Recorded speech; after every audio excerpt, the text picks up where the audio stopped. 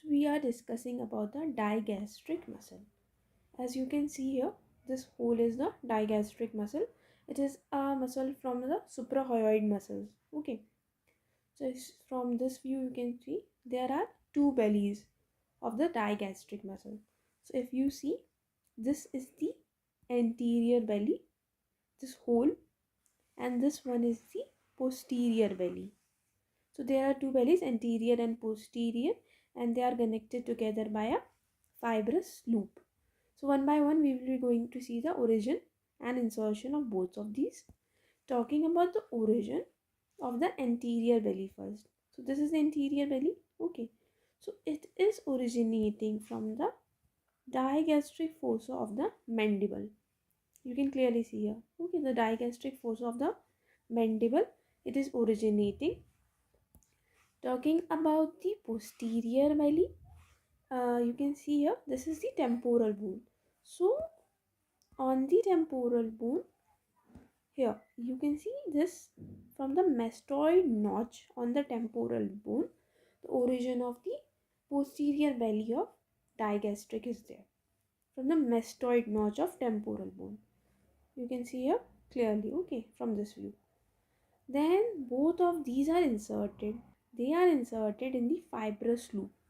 You can see here fibrous loop. Together they are meeting, and they are meeting at the fibrous loop, and this fibrous loop or pulley is attached to the hyoid bone here. So you can see this. Attachment is on the hyoid bone. There is one more peculiarity. So you can see this one is the stylohyoid muscle. See, this is also a suprahyoid muscle. The one peculiarity is that the posterior belly or the digastric muscle, upon inserting, is perforating the stylohyoid muscle. So here you can see that stylohyoid muscle is perforated by the digastric muscle. So this one is the peculiar feature. So I hope you got the origin, insertion.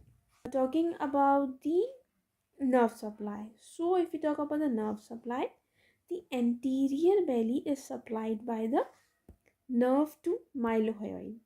Okay, so this is by nerve to mylohyoid.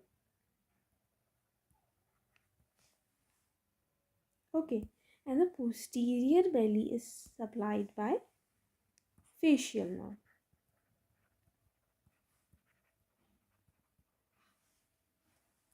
So this is what the nerve supply, origin, insertion is. Talking about the action, it depresses mandible when mouth is opened widely. Okay, so when mouth is opened, it depresses mandible as the attachment is all of the anterior belly. So there is action is this one.